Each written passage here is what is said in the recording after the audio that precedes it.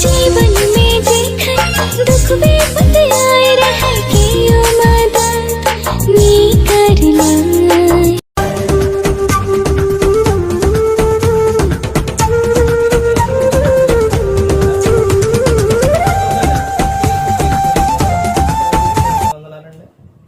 ముందుగా ఇంత మంచి సమయాన్ని ఇచ్చిన తండ్రైన దేవునికి ప్రభువైన క్రీస్తు ద్వారా కృతజ్ఞతాస్తుతులు చెల్లిస్తున్నానండి. మీరు బాగున్నారండి? వాక్యం చదువుకొని ప్రార్థన చేసుకున్న తర్వాత పాఠంలోనికి వెళదామండి. మత్తయి గారు రాసిన సువార్త 7వ అధ్యాయం 28వ వచనం నుంచి. యేసు ఈ మాటలు చెప్పి ముగించినప్పుడు జనసమూహములో ఆయన బోధకు ఆశ్చర్యపడుచుండిరి. ఏలయనగా ఆయన వారి శాస్త్రుల వలె గాక అధికారము గలవాని వలె వారికి బోధించెను. ప్రార్థన చేసుకున్నాం. పరలోకమందున్న మా తండ్రి, పరిశుద్ర ప్రేమ గల తండ్రి, గొప్ప తండ్రి, యెహోవా తండ్రి, అయా మీ ప్రియ కుమారుడు యేసు క్రీస్తు ప్రభువారి ద్వారా కృతజ్ఞతాస్తుతులు చెల్లిస్తున్నామని ఆయన కూడికంతట్లో మీరే ఉంది నడిపించండి. ఆయన వాక్యం బోధించుండగా వినువారు తండ్రి మంచి తిని వాక్యానుసారంగా నడిచే భాగ్యం ఇచ్చేయండి. వాక్యం బోధించుండగా ఈ లోక సంబంధమైన జ్ఞానంతో కాకుండా మీ జ్ఞానంతో మాట్లాడే భాగ్యం దయచేస్తారని మా ప్రభువైన యేసుక్రీస్తు నామమున వేడుకుంటున్నాం తండ్రి, ఆమేన్. ప్రభువైన యేసుక్రీస్తు నామములో హృదయపూర్వక వందనాలండి. దేవుని కుమారుడు యేసుక్రీస్తు ప్రభువు ఈ లోకానికి వచ్చిన తర్వాత పరలోక రాజ్యం సమీపిస్తుంది కనుక మారు మనస్సు పొందమని ప్రకటింప మొదలుపెట్టారు. అంశం పాఠం పేరు ఏమిటంటే క్రీస్తుకున్న అధికారం. క్రీస్తుకున్న అధికారం ఎలాంటిదో తెలుసా? క్రీస్తుకున్న అధికారం ఏంటి? క్రీస్తుకి తండ్రి అయిన దేవుడిచ్చిన అధికారం ఏంటి? ఆ పవర్ ఏంటి అని బైబిల్ గ్రంథంలో చూస్తే అందులోనే ఆయన అధికారం ఎలాంటిది అని అంటే మత్తయి గారు రాసిన సువార్త 7వ అధ్యాయం 28వ వచనంలో యేసు ఈ మాటలు చెప్పి ముగించినప్పుడు జనసమూహములు ఆయన బోధకు ఆశ్చర్యపడుచుండిరి. ఆయన బోధకు అందరూ కూడా ఏమైపోయారు? ఆశ్చర్యం. ఎందుకనంటే ఈయన ఇలా ఎలా చెబుతున్నాడు అనే ఒక ఆశ్చర్యం. ఈయన వడ్లవారి కుమారుడు కాదా? మరి ఈయన సోదరి మరులందరూ మన దగ్గర లేరా? కానీ ఈయనకు మాత్రం ఈ పవర్ ఎక్కడి నుంచి వచ్చింది? ఈ అధికారం ఎక్కడి నుంచి వచ్చింది? ఇన్ని అద్భుతాలు చేస్తున్నారు. ఆయన బోధ అసలు చూడండి ఏ విధంగా ఉందో. ఆ విధంగా యేసుక్రీస్తు ప్రభువారు అంత పవర్ కలిగి ఉన్నారు కాబట్టి, అంత అధికారం కలిగి ఉన్నారు కాబట్టి శాస్త్రులు పరిచయులు ఆ విధంగా చెప్పుకున్నారు. ఇక్కడ ఆయన బోధకు ఏమయ్యారంటే ఆశ్చర్యపోయారు. తర్వాత ఇంకా ఏమని చెప్తారంటే ఏలయనగా ఆయన వారి శాస్త్రుల వలె కాక అధికారము గలవాని వలె వారికి బోధించెను. శాస్త్రుల వలె కాకుండా ఎలా బోధించిండట? అధికారం గలవాని గలే బోధించండు. ఎందుకనంటే యేసుక్రీస్తు ప్రభువారిలోని ఏ పాపం లేదు. ఆయన పరిశుద్ధుడు.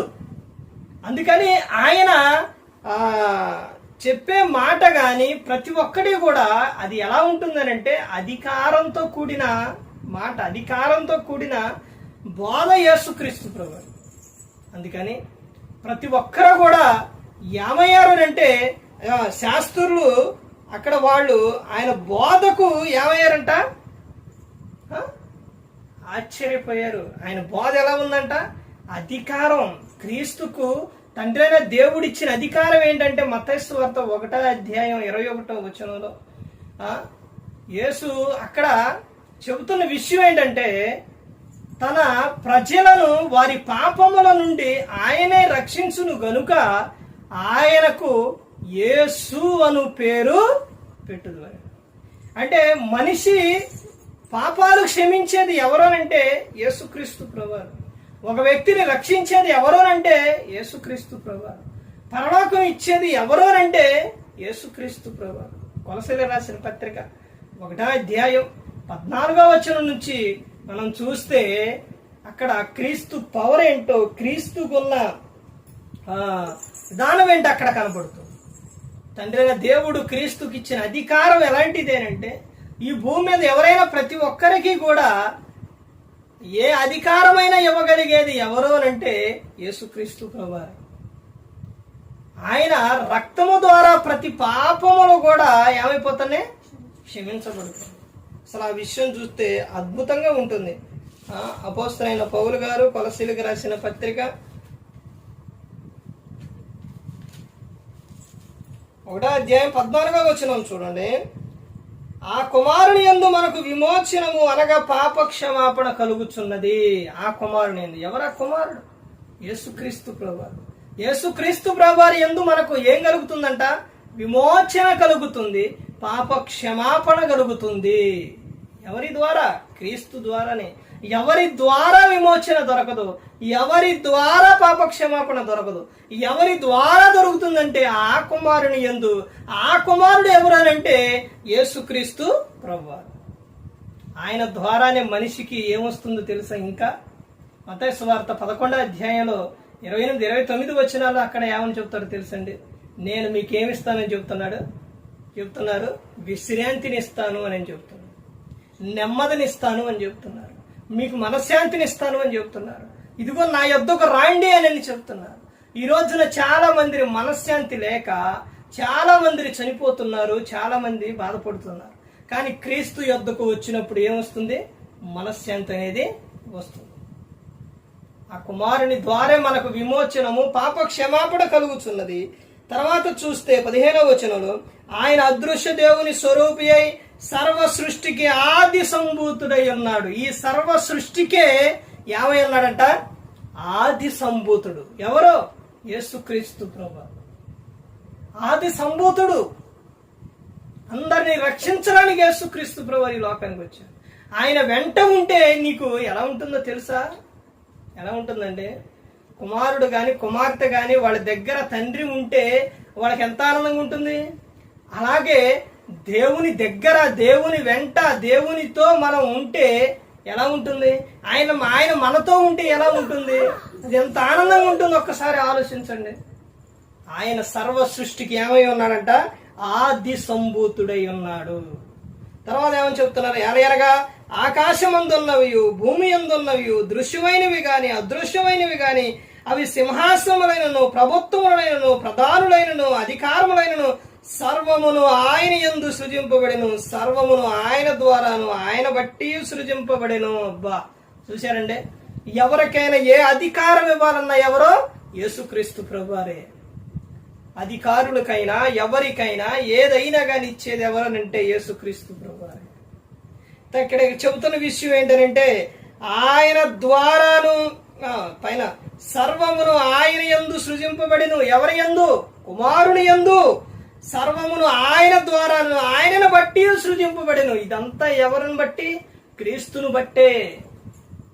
మనం ఎలా ఉండాలని క్రీస్తులో మనం ఏర్పరచుకున్నట్టు తెలుసండి. పరిశుద్ధులుగా, నిర్దోషులుగా, ప్రేమ కలిగి ఉండాలనే యేసుక్రీస్తు ప్రభువులో తండ్రి అయిన దేవుడు మనలను ఏర్పరచుకున్నాడు. చూసారండి? ఈ ప్రతి ఒక్కటి కూడా క్రీస్తు ద్వారానే సృజింపబడింది. తర్వాత ఇంకా ఏమని చెప్తున్నారు చూడండి. ఆయన అన్నిటికంటే ముందుగా ఉన్నవాడు, ఆయనే సమస్తమునకు ఆధారభూతుడు. ఈ సమస్తానికి కూడా ఆధారభూతుడు ఎవరు? యేసుక్రీస్తు ప్రభువు. ఆయన అన్నిటికంటే ముందుగా ఉన్న ఆయన. తర్వాత ఇంకా ఏమని చెప్తున్నారు చూడండి. సంఘమును శరీరమునకు ఆయనే శిరస్సు, ఆయనకు అన్నిటిలో ప్రాముఖ్యము కలుగు నిమిత్తం ఆయన ఆది అయ్యుండి మృతులలో నుండి లేచుటలో ఆది సంభూతుడాయను. ఏమైందంట? ఆది సంభూతుడు. ఎవరో? యేసుక్రీస్తు ప్రభువు. ప్రకటన గ్రంథం చూడండి. ప్రకటన గ్రంథం 1వ అధ్యాయంలో చూస్తే ఆయన పవర్ ఎలాంటిదో చూడండి. ప్రకటన గ్రంథం 1వ అధ్యాయం 18వ వచనంలో, నేను మొదటి వాడును కడపటి వాడును జీవించువాడును, మృతుడునైతిని గాని ఇదిగో యుగయుగములు సజీవుడనై ఉన్నారు, మరియు మరణము యొక్కయు పాతాళ లోకము యొక్కయు తాళపు చెవులు నా స్వాధీనములో ఉన్నవి. ఎవరి స్వాధీనంలో ఉన్నాయి? క్రీస్తు స్వాధీనంలో ఉన్నాయి. ఈ అధ్యాయం ఈ మొత్తం కూడా 12వ వచనం నుంచి వస్తే ఆయన పవర్ ఏంటో అక్కడ కనబడుతుంది. పైన 12వ వచనం నుంచి వస్తే పవర్, ఆయన శక్తి, ఆయనకున్న అధికారం ఎలాంటిదన్నదే ఆ వచనాల్లో కనబడుతుంది. అవి ప్రతి ఒక్కరూ కూడా ఏం చేయాలంటే, ప్రతి ఒక్కరూ కూడా ఈ గ్రంథాన్ని చదివితే క్రీస్తు పవర్ ఏంటో, క్రీస్తుకున్న అధికారం ఏంటో ప్రతి ఒక్కరికి కూడా అర్థమవుతుంది. అందుకని ప్రతి ఒక్కరూ గమనించుకోవాలి, ప్రతి ఒక్కరూ కూడా తెలుసుకోవాలి. ఇంకా చెప్పుకుంటూ వెళితే క్రీస్తుని గురించి చెప్పుకుంటూ వెళితే అసలు అద్భుతంగా ఉంటుంది. ఎన్ని రోజులైనా, ఎంత సమయమైనా చెబుతున్నా కానీ, వింటున్నా కానీ ఆయన గురించి అలా వినబుద్ధి అయింది అనమాట. ఎందుకనంటే ఆయన అంత శక్తిమంతుడు. ఆయనలో ఆ పవరు, క్రీస్తు పవరు, క్రీస్తుకున్న అధికారం.